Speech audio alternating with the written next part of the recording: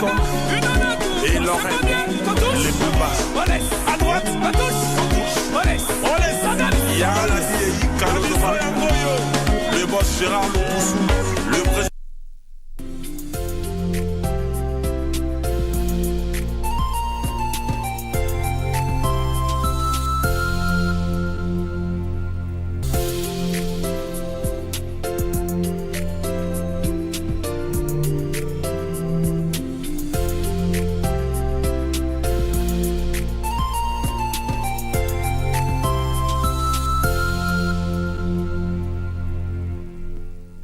Keep abreast of the developments live from the National Assembly and the Senate. Honourable members of Parliament. The questions. When is the construction expected to commence? The motions. Beg to give notice of the following motion. The debate. Will as many as want to say aye. The statements. A statement on an issue of general topical concern.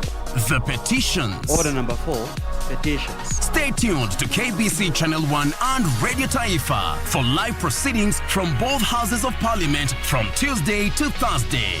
Live, uncensored, unedited. KBC, your national broadcaster. Ili kupata huo ni upendo, kama sikiza tune kwenye simu yako, bonyeza *811 *817#. Sio lazima uwe na hela nyingi ama uwe tajiri mkubwa, uwe na fedha nyingi ndio uweze kumsaidia mtu.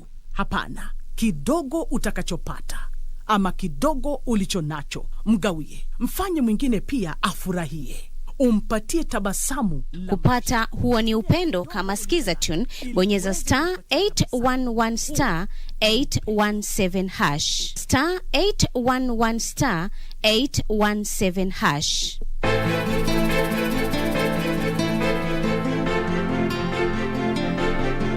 Kama ni pesa mimi nilikuwa nazo na siko bahili kwa watu. Ni mtu mmoja tu. Nanbadi. Sikutamani wala sitawahi kukutamani. Sio haki. Sio haki kabisa. At least angekudanganya. Sio kukwambia waziwazi namna hiyo. Really? Yeye nafikiri mimi naromba sana. Nahitajika kuanza safari yangu.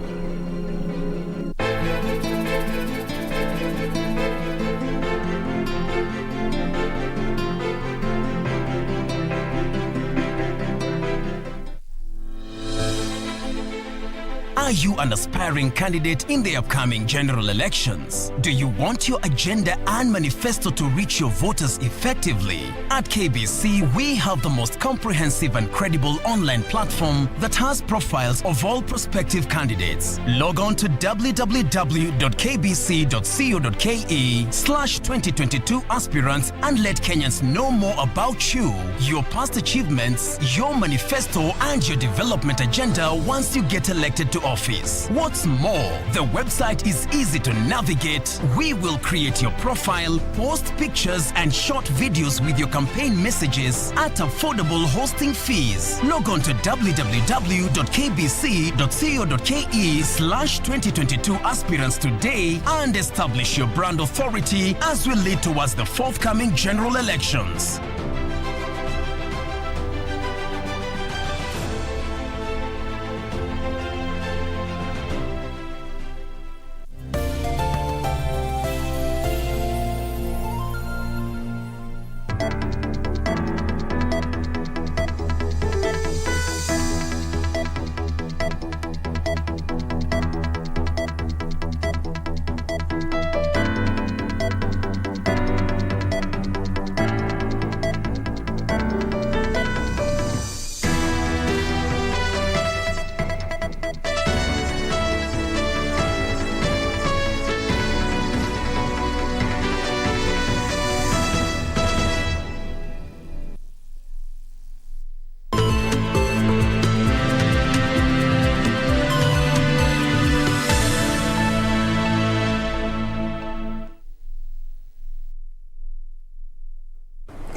Good afternoon. This is Lunchtime News. I trust you're having a lovely Tuesday.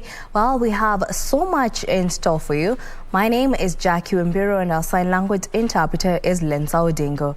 Now, to kick us off, we'll cross over to Isiolo County, where residents of Ngare Mara area of Isiolo County have accused some government officials of neglect and inaction following a daylight raid on the area by suspected armed bandits. The locals say they feel neglected by the state and area leaders in the wake of the attack.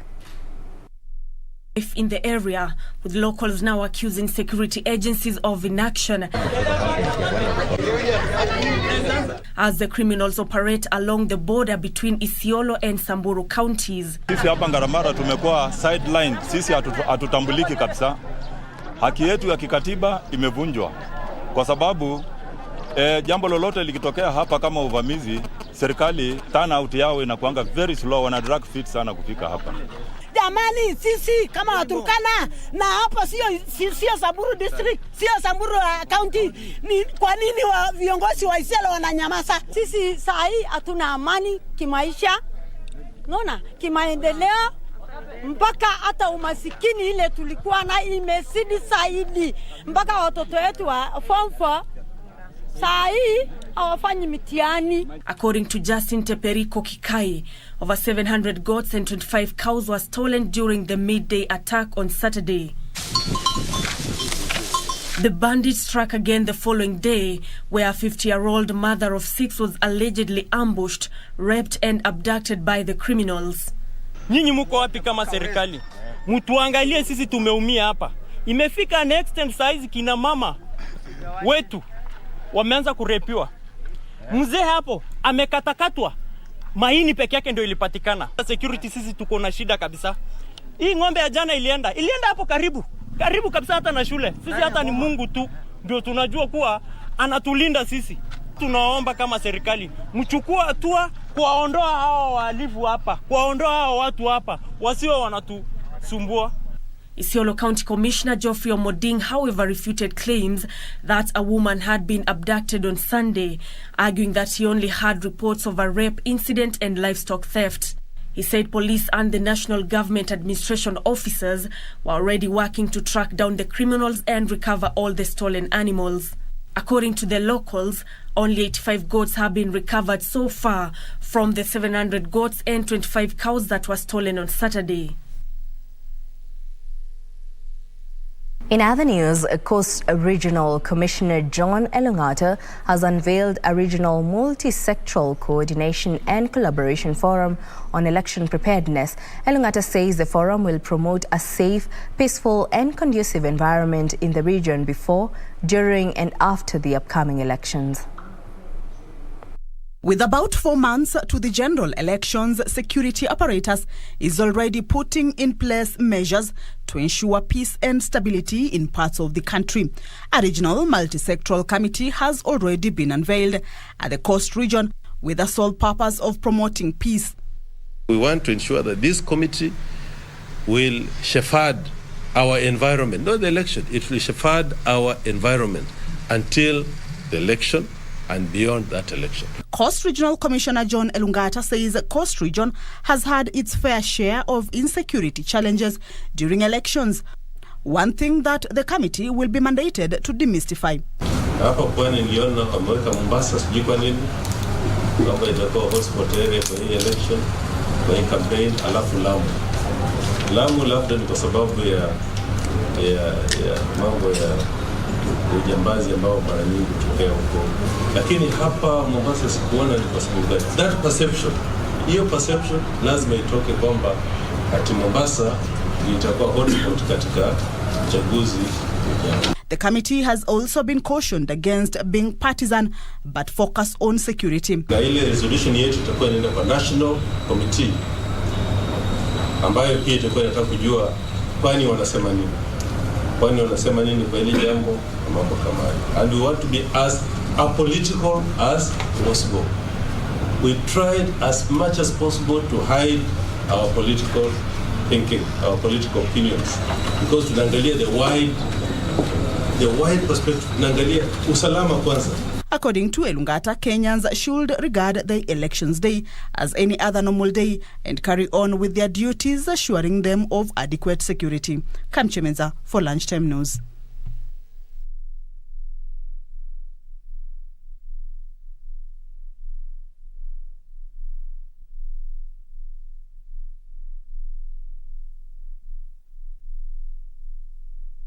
The Kenya National Examination Council Chairman John Onsati has maintained that there has been no examination leakage in the ongoing Kenya Certificate of Secondary Education exams.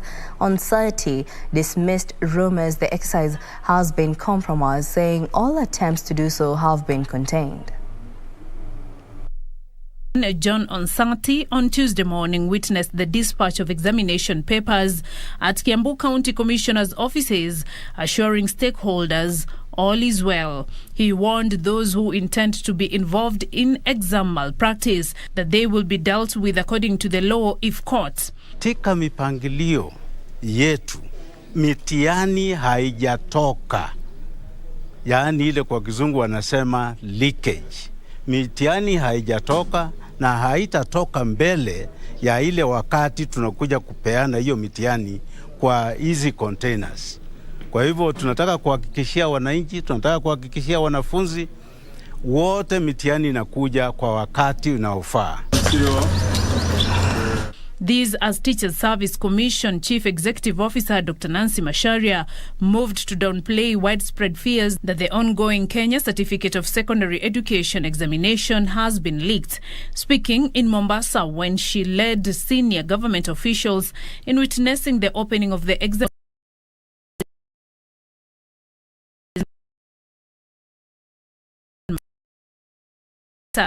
only that there were few isolated cases of exposure after distribution. Some of these bad people then go and open earlier than stipulated by NEC regulations, and of course they take pictures. That's what has been happening, and you know that these people have been apprehended, and since then you haven't heard of any early exposure. On Tuesday, candidates are writing Kiswahili Fasihi and religious education papers. Beatrice Gatonyangetich, Lunchtime News. Moving on, he always rubbed the opposition the wrong way, seizing every opportunity to remind opposition leaders that the then ruling party KANU would rule for the next 100 years, wapende wasipende. In today's edition of The Cabinet, we dig into the life of KANU Mombasa Supremo Sharif Nasir bin Taib. He was appointed as cabinet minister, instead serving as assistant minister in many ministries, including information and broadcasting, environment and natural resources, lands and settlements, labor, commerce and industry, finance, national guidance and political affairs, and home affairs and national heritage. Upenda mtukufu rais, na kama iko pahali pengine katika Kenya unapendwa zaidi, labda siji kama tutapata kikombe namba 1 au namba 2, lakini tukupenda kwa sababu wewe mwenyewe wajua we are loyal to you, na hatugeuki hata azuke nani shetani gani. In a bid to boost food security in Samburu County, the county government has distributed about 700 Somali camels worth 48 million shillings in Samburu East. The county's executive member in charge of agriculture, livestock and fisheries, Benedict Lentumunai, said the camels are capable of withstanding drought conditions as well as providing sufficient milk.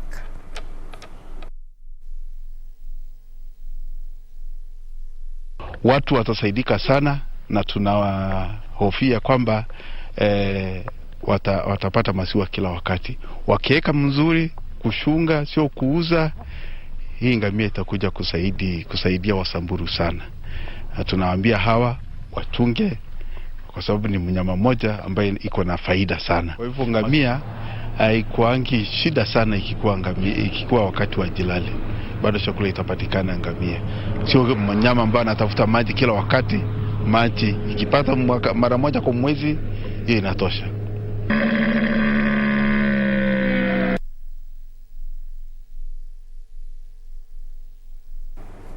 And now in other news, conservation experts are calling for the adoption of climate-centric land management systems owing to erratic weather patterns exacerbated by climate change. Our reporter Regina Manyara is attending the regenerative land management workshop in Mombasa and has the details.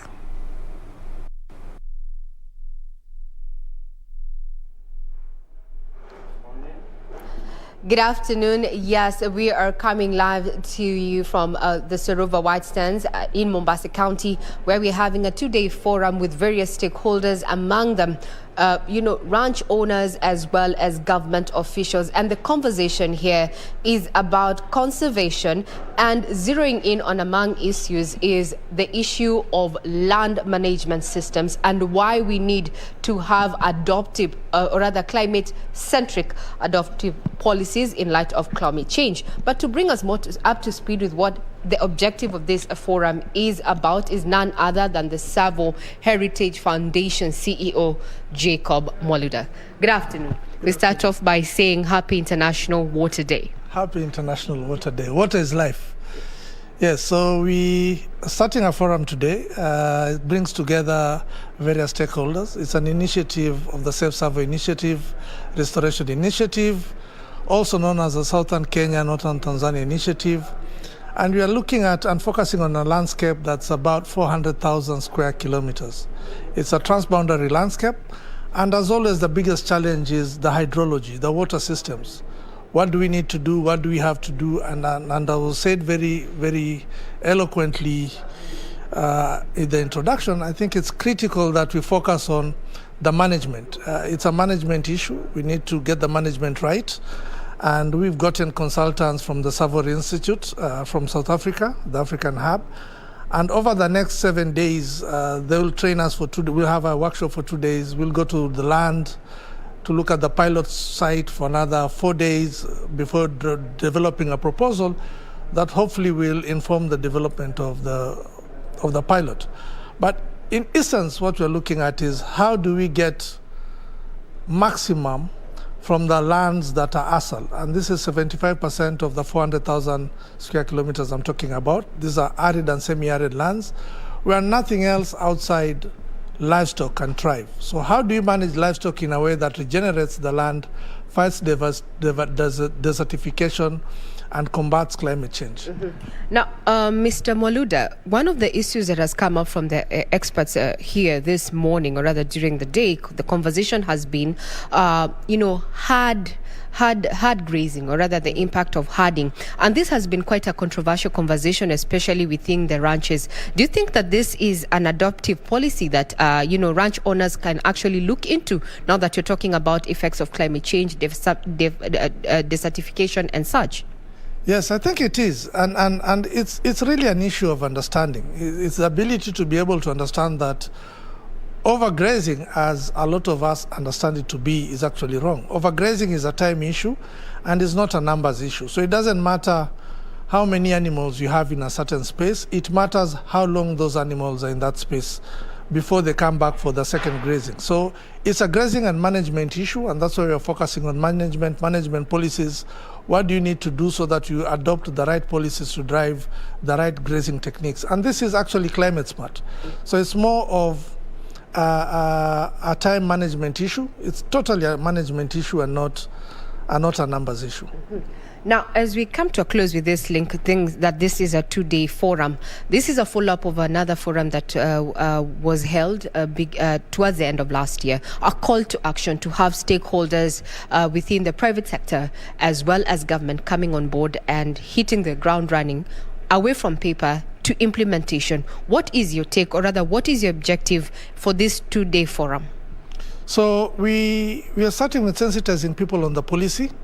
We'll go to the ground to develop the proposal, and it's our hope that in the next 2 months we'll be able to roll out the plan.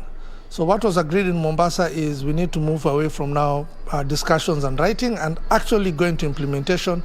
And this is the first project of the Rangelands project pillar. So we'll be going to the ground from Thursday up to Sunday, develop a proposal that will straight be rolled out in another 2 or so months So we'll be able to have a pilot that is functional, and then hopefully in another 3 years be able to scale into the 13 counties of Savo. Indeed. There you have it, Jackie. That is just a recap of what was happening in the first session of this particular 2-day forum, where experts are converging to talk about matters of regeneration, focusing on the available resources. And this is land, given that statistics indicate that 2/3 of the world currently, can only sustain livestock. And then how do we use, the livestock that we have to also replenish the earth's for sustainability? I'm Regina Manyara, reporting live from the Saruva White Sands. Now back to you, Broadcasting House. So much, Regina Manyara, for that report coming live from Mombasa, where the regenerative land management workshop is underway. For now, we move on. Hundreds of livestock breeders in Mandera County risk losing their entire livestock if the ongoing drought situation experienced in the region continue to bite. The herders, who are forced to travel 9 kilometers to get water for livestock in domestic use, are now accusing the Mandera County leadership for failing to come to their aid in efforts to mitigate drought in the area. A resident of Mandera East Sub-County is worried of losing his entire livestock to drought this year. Hakuna mtu ambao anaweza kuishi bila maji duniani. Sisi tuko bila maji. Mangasa hakuna, hii ukame ni zaidi sana. Hussein is among hundreds of residents who depend on livestock for a living. Due to the ongoing drought, they are traveling for 9 kilometers to get water for livestock and domestic use. Many residents here are now staring at abject poverty as the prolonged drought experienced in Mandera has left them with very little livestock. Inatoa maji kutoka mtoni, anapakiwa saa 10, anakuja saa 4. Sisi tuko na tabu, wale wana supply maji, hakuna mtu ambao tunabata maji kwake. Sijaona MCA, bado wana governor, bado wana MP tangu 5 years iliyopita. Tunaumia hapa.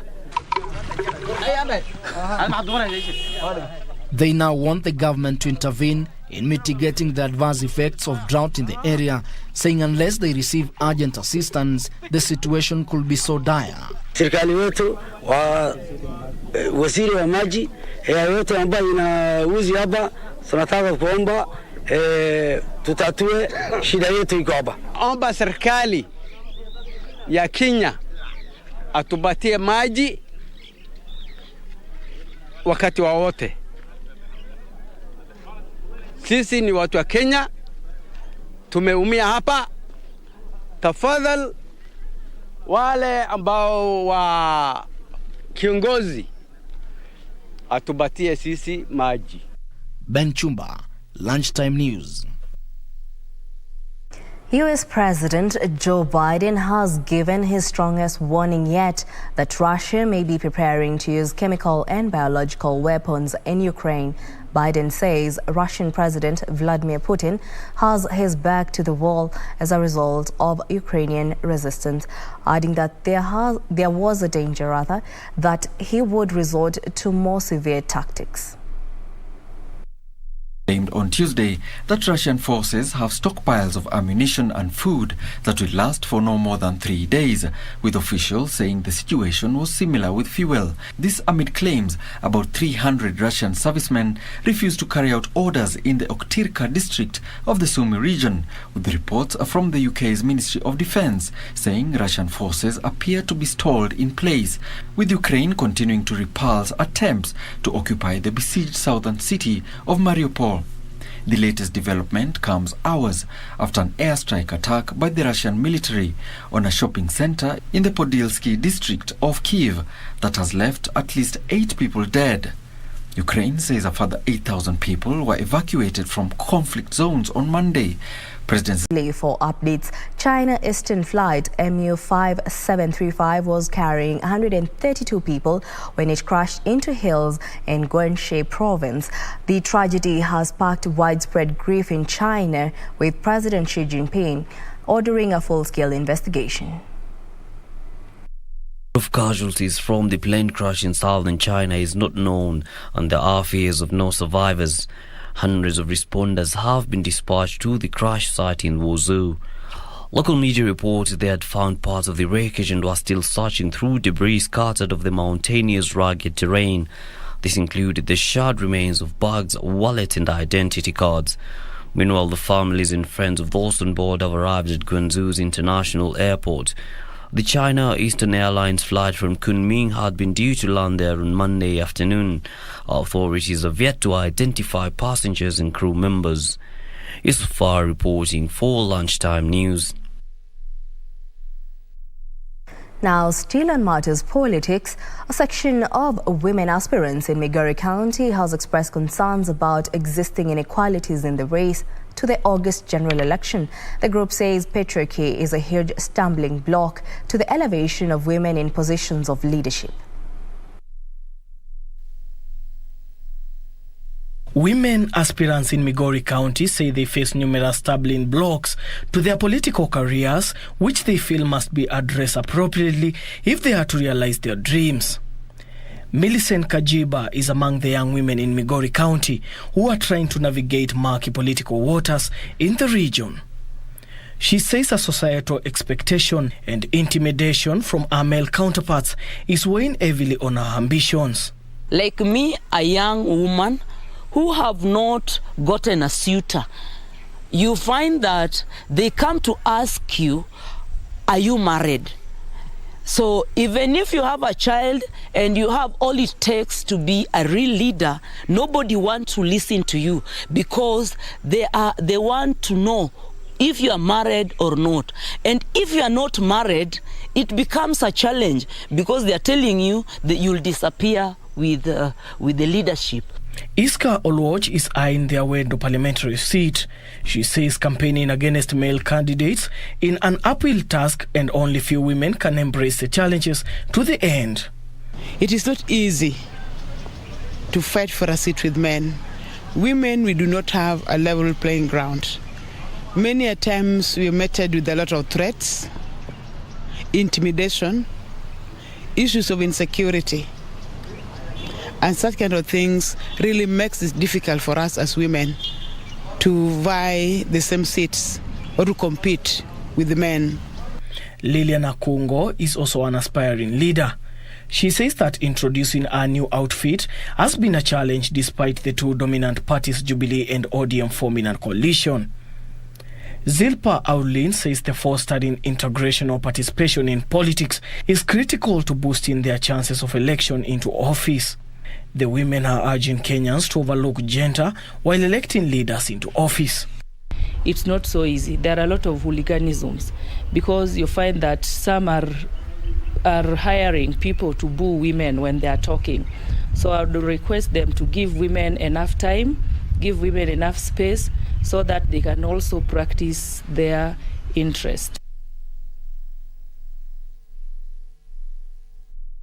Well, on that note, we shall be taking a short break. When we come back, we shall be taking a look at business as well as sports news. Let's take that break.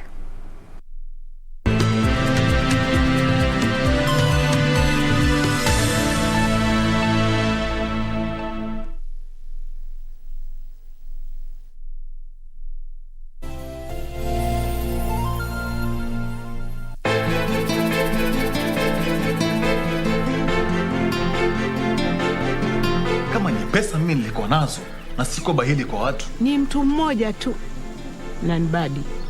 Sikutamani wala sitawahi kukutamani. Sio haki. Sio haki kabisa. At least angekudanganya. Sio kukwambia waziwazi namna hiyo. Really? Yeye nafikiri mimi naromba sana. Nahitajika kuanza safari yangu.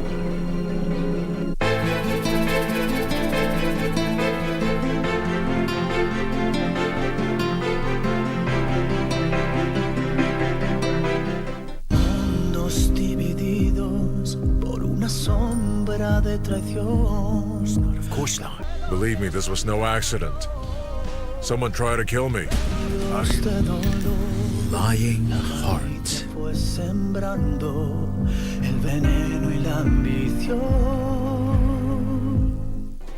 Do you have a news story to share with KBC? Get in touch swiftly on email news@kbc.co.ke or call 0723 892 654 or 0734 780 124.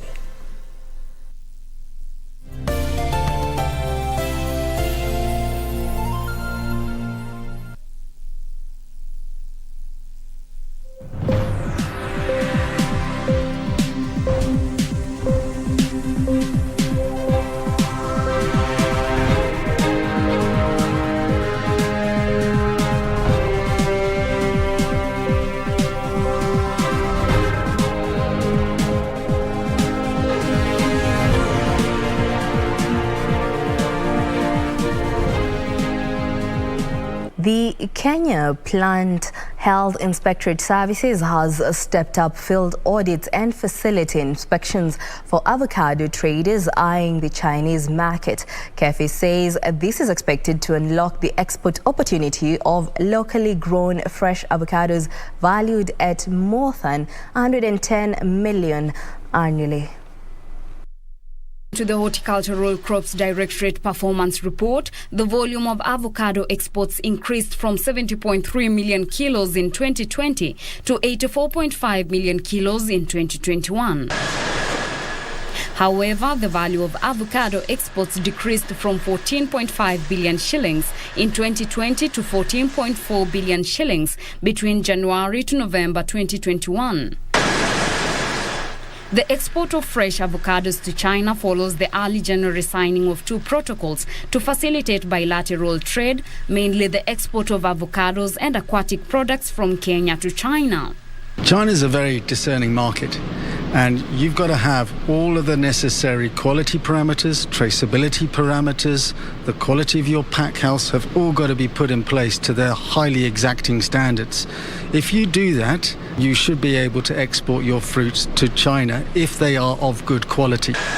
KEFI's Managing Director Professor Theophilus Mutui says the regulatory agency has stepped up surveillance efforts to ensure that all eligible avocado growers and pack houses meet the stringent phytosanitary standards and accorded an opportunity to enjoy the Chinese market prospects.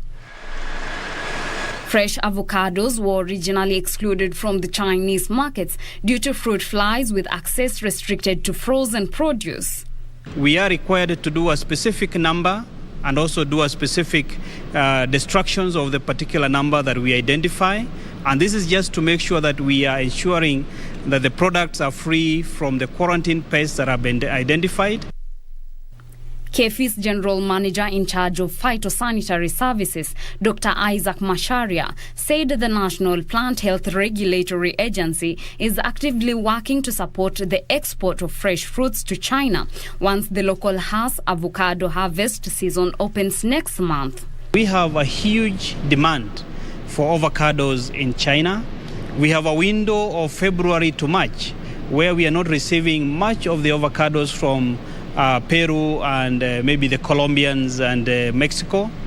This is a window which Kenya can be able to utilize. As part of its mandate, KEFIS will also undertake stringent pre-shipment inspection for all containers before they are exported to ensure the compliance with the Chinese plant health standards. Reporting for Lunchtime News, I am Teresa Mutai.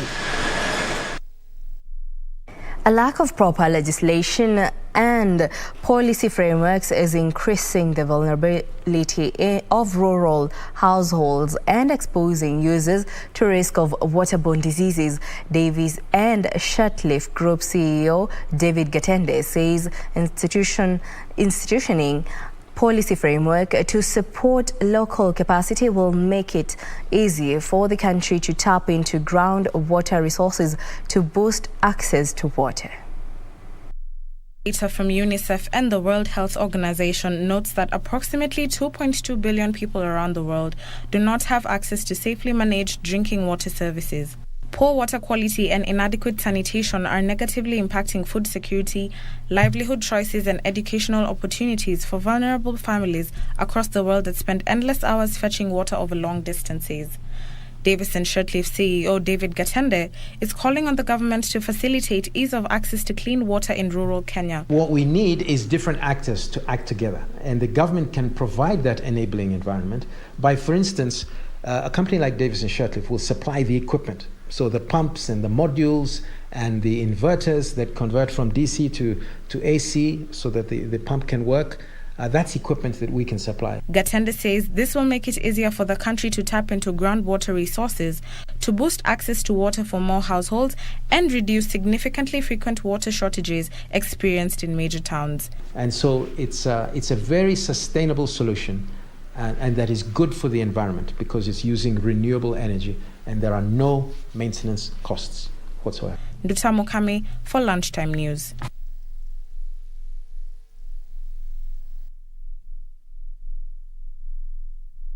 In other news, traders who formerly traded at Lwangni Beach in Kisumu have expressed frustrations at the pace of Uhuru Business Complex completion process. The traders who were evicted from their former places of work in 2019 were promised allotment at the newly built complex, but they are yet to start operations over alleged management standoff between the national and county governments.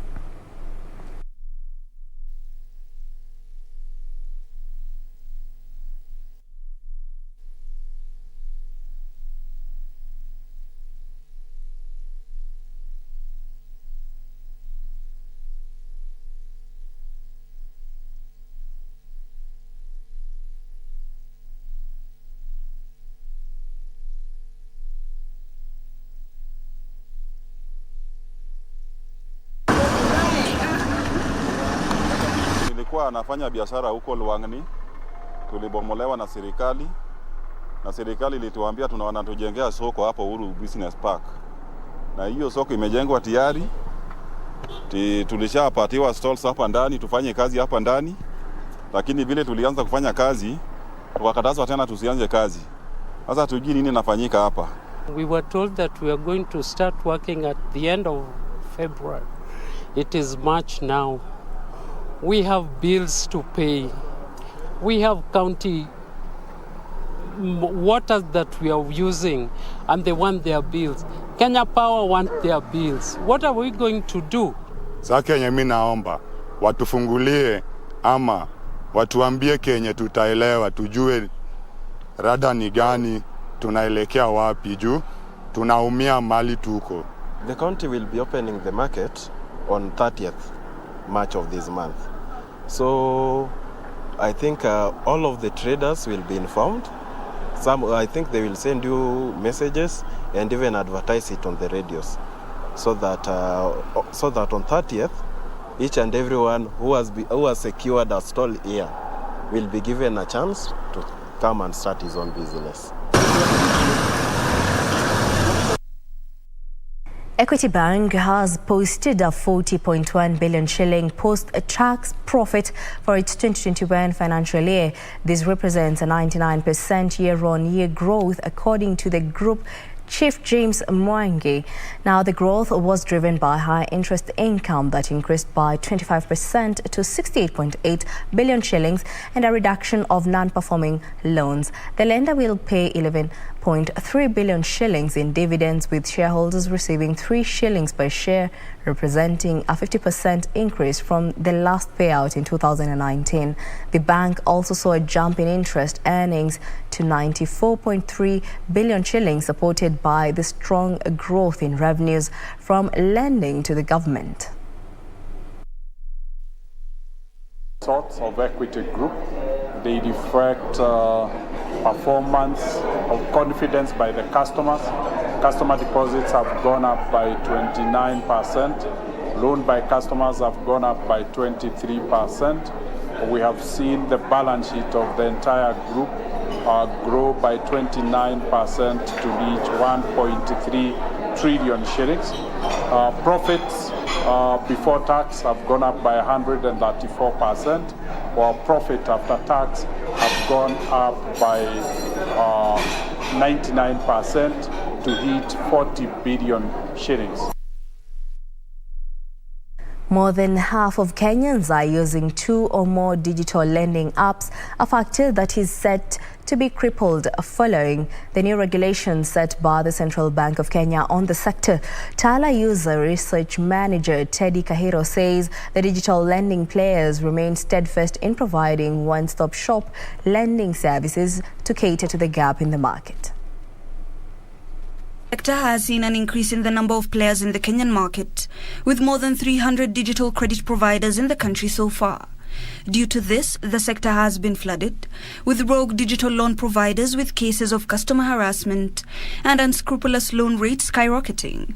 Digital lenders now say there is a need for policing, noting that many Kenyans are opting for digital loans. There's a gap of there's no one stop for a digital lender. Hey, I'm able to get this for my expenses, for example, for the business expense, or I'm not able to get this for utility, or I'm not able to get this loan for school fees. They say with the revival of the economy, more Kenyans are seeking other sources of employment, which are mostly financed by digital lenders. Why do we have regulations today? Meaning that there are people who have been taking advantage of the fact that there is no regulation and have been mistreating customers and not having empathy on the customers. So with regulation, then that comes with taming the industry and ensuring that we able to sort of comply. There is a rule in which we can comply.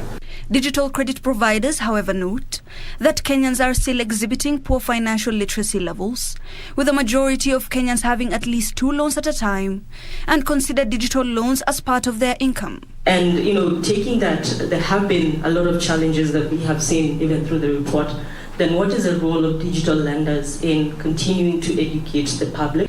Digital lenders now say there will be a reduction in the number of digital lenders due to the new regulations published by the Central Bank of Kenya. Hibak Said for Lunchtime News. Kenyan households will continue to feel the impact of high cost of living due to a lack of oversight from the country's legislature. Now, currently, economists say a lack of consumer protection means that the cost of living will continue to skyrocket at a time when the country is also grappling with unreliable rainfall patterns. 0.89% in January 2022, despite the decline in the overall rate of inflation. This is according to the Kenya National Bureau of Statistics Monthly Consumer Price Index.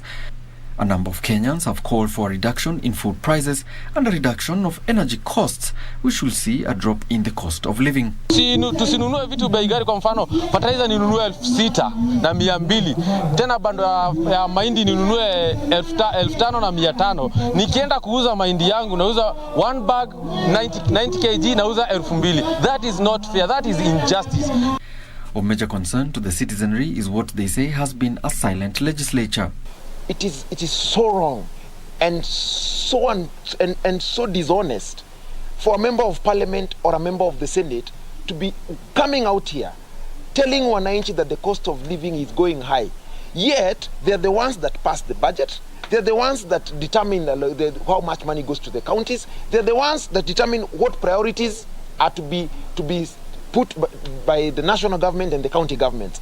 Citizens now want the legislature to act with speed in bringing in more pieces of legislation that will see relief in the pocket. Tunajua tumebakisha muda mfupi sana wavunjilie ama hii bunge ambalo linaendelea kwa saa hii livunjwe. Tunawaomba tu warudi kwa bunge, wajaribu kuangalia mambo ambayo wanaweza fanya na miswada ambayo wanaweza pitisha ili warudishe hii maisha chini.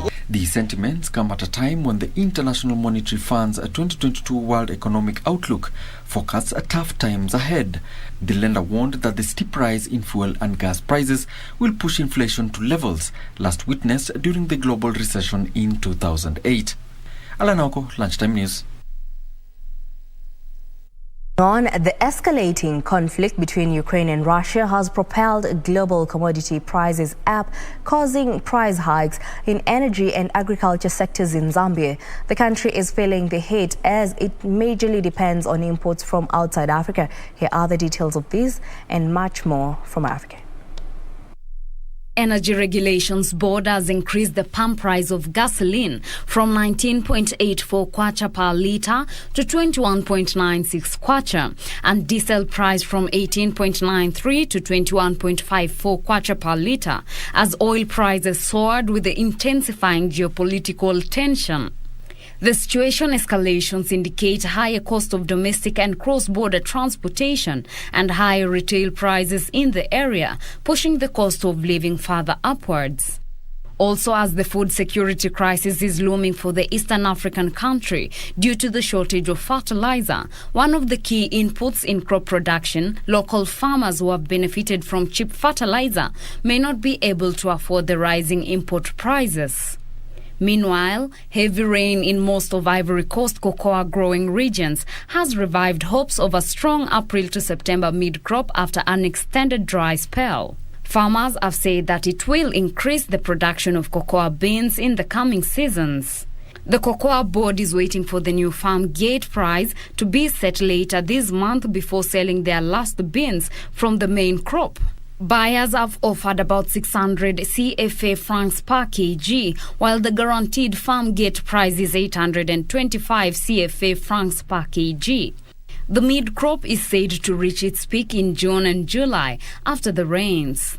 Finally, food and fuel prices in South Africa have soared at a higher rate, with local experts warning that inflation could be aggravated if these impacts linger on. Prices of transport, food and consumer goods are expected to rise sharply as major transportation in the country is still tied to the roads. The South African Reserve Bank's Monetary Policy Committee is expected to raise its repo rate to 4.25% on March 24th in an attempt to slow down inflation. China will implement value-added tax credit refund worth $236 billion to provide strong underpinnings for keeping the operations of market entities stable and maintaining job security. The credit refund is a relief measure that can support businesses directly and efficiently. It is also a reform that helps cultivate sources of tax revenue and meaningfully refine the VAT system. The meeting, chaired by Premier Li Keqiang, also decided to refund VAT credits to micro and small enterprises and self-employed households as general VAT players across all sectors, which is worth around 1 trillion yuan. Outstanding VAT credits will be refunded in one lump sum by the end of June this year. Refunds to micro enterprises will be completed in April and those to small enterprises in May and June. Newly added credits will be fully refunded on a monthly basis starting from the 1st of April. In addition, the tax refund requirement that newly added credits should be above zero for 6 consecutive months and newly added credits for the last month should be not less than 500,000 yuan will be cut off on a time-limited basis. Elsewhere, a Moscow court has banned Facebook and Instagram in Russia and labeled them as extremist organizations. The ban came after the platform owners, US tech giant Meta, allowed online hate speech against the country's nationals, according to the court ruling. Meta said in the court that it was not carrying out extremist activities and stood against Russophobia, Interfax reported. WhatsApp Messenger will remain operational in the country. Finally, the Japanese government on Tuesday issued its first ever power supply warning amid a power shortage after an earthquake last week shut several plants, with deficit compounded by technical troubles affecting Tokyo Electric Power Company. Japan's Minister of Economy, Trade and Industry issued the warning for areas supplied by Tokyo Electric and Tohoku Electric Company in anticipation of a demand spike to meet heating needs as temperatures dropped. The government also called on citizens to reduce their energy consumption. A magnitude 7.4 earthquake that struck northeast Japan last week destroyed equipment and forced 6 thermal power plants in regions serviced by TEPCO and Tohoku Electric to shut. Industry Minister Koichi Haiguda earlier told Parliament that some of those plants could take weeks or months to return to operations.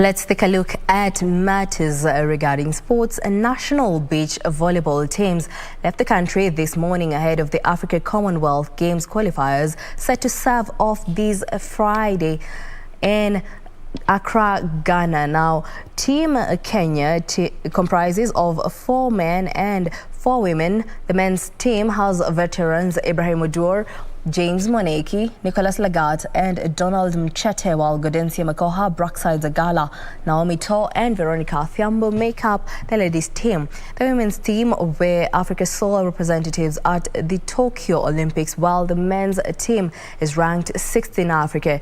8 teams, among them host Ghana, Mozambique, Nigeria, Kenya, Mauritius and Sierra Leone, have confirmed their participation.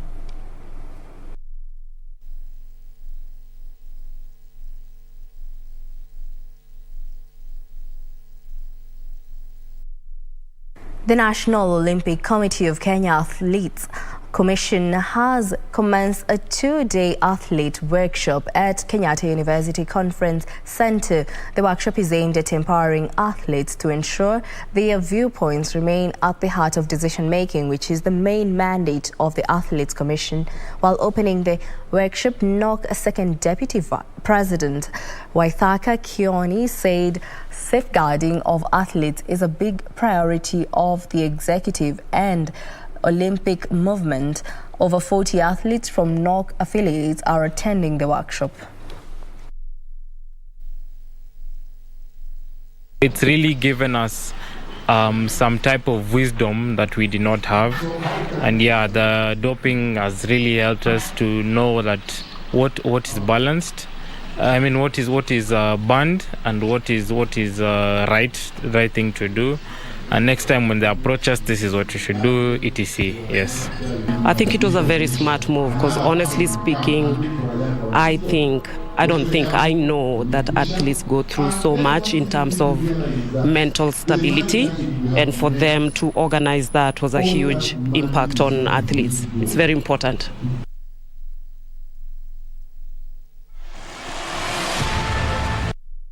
What brings us to the end of our bulletin this afternoon. Thank you for keeping it Lunchtime News. My name is Jackie Wambiru. Sign language interpreter is Lensao Dingo. For more news, check out our website at kbc.co.ke. Enjoy the rest of the day.